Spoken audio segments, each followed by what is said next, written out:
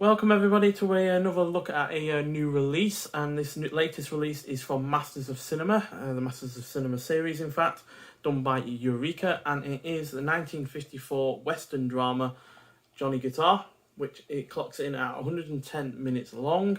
And this is a new release on Blu-Ray. It's not one that's had a Blu-Ray release before, and it's a film that I have been really looking forward to for a long time because I'm really into my westerns. I've been getting really into Joan Crawford's filmography as of late, and this has been one that I've heard a great many things about. So it's directed by Nicholas Ray. It stars Joan Crawford as Vienna, and she is supported by Sterling Hayden as the titular Johnny Guitar, as well as having another rest of the cast being Mercedes McCambridge, who plays Emma Small. You got Scott Brady as a dancing kid, Ward Bond as John McIvers, Ben Cooper as Turkey Ralston, Ernest Borgnine as Bart Lanigan, and John Carradine as Old Tom. The only actor out of those that I haven't seen anything from before has been Ben Cooper, but I was even impressed by him despite the fact he was only 21 when this came out, and despite everyone else being much older than he is, he really did put in a good performance. So I'm looking forward to seeing what else he's done. I know he did a lot of westerns from this period, and I'll just give you the basic premise. So on the outskirts of town, the hard-nosed Vienna owns a saloon frequented by the undesirables of the region, including Dancing Kid and his gang. Another patron of Vienna's establishment is Johnny Guitar, a former gunslinger and her lover, or was her lover. They split apart for 5 years, but they end up getting back together again. When a heist is pulled in town that results in a man's death, Emma Small, Vienna's rival, rallies the townsfolk to take revenge on Vienna's saloon, even without proof of her wrongdoing. So, it doesn't take very long for this film to set up characterization and any conflicts between characters, because Joan Crawford and Emma and Mercedes McCambridge's characters immediately start fighting with each other in terms of, rivalries and, trying to get one up on each other and basically get rid of one another as well. So, it doesn't take long at all, and, it's got a really intense script, and that is also rich with thematic depth and characterization, and all of the cast put in sensational performances as well.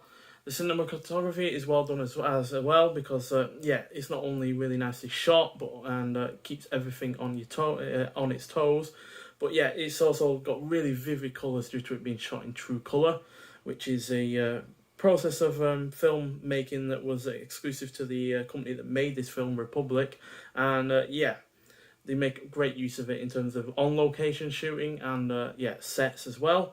The score is great, aside from a couple of comedic notes that don't really quite work with the rest of the film in terms of tone, but still, the score as a whole is really well good. It's well-paced, it's highly engrossing throughout, has palpable tension right from the off, because you really do feel the conflict between the characters, but you're not quite sure why. There's also a lot of, reasons behind why some are angry over one another, and it really does a good job of showing that off.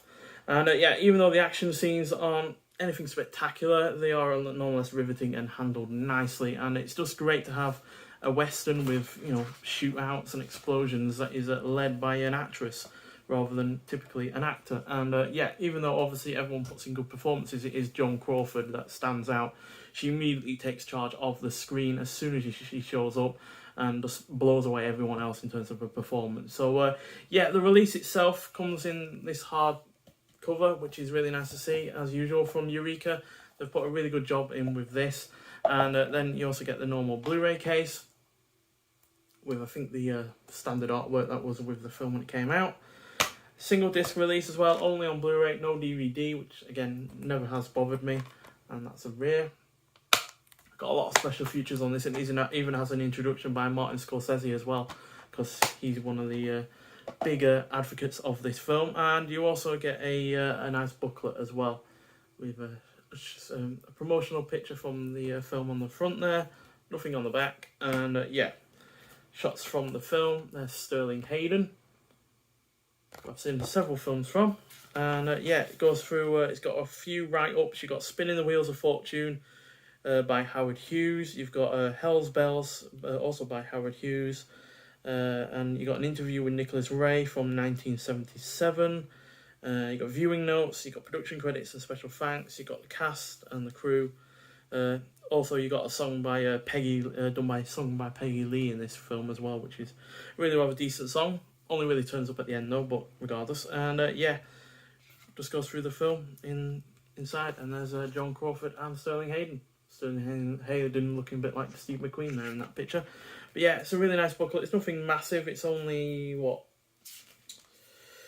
50 odd pages, just under 60 pages, so it's nothing spectacular in that regard, but it's going to be a nice read regardless. And yeah, as usual, you do get a J card with these, but it's nothing I'm really particularly bothered about. It all pretty much only says everything on it that you already know on the back of the Blu-ray case, so there's no real reason to keep it. But yeah, it's kept in its original aspect ratio as well, and it's a 4K restoration of the original film elements, and it really does show. The colours absolutely fly off the screen, and it's easily one of the best looking 50s westerns that I've seen. So yeah, highly recommend getting this. It is expensive. I think it was £25, which is obviously quite a lot for a single film release with only one disc, but it's still a sensational film, and easily one of my favourite first time watches from before 2021 that I've seen so far this year.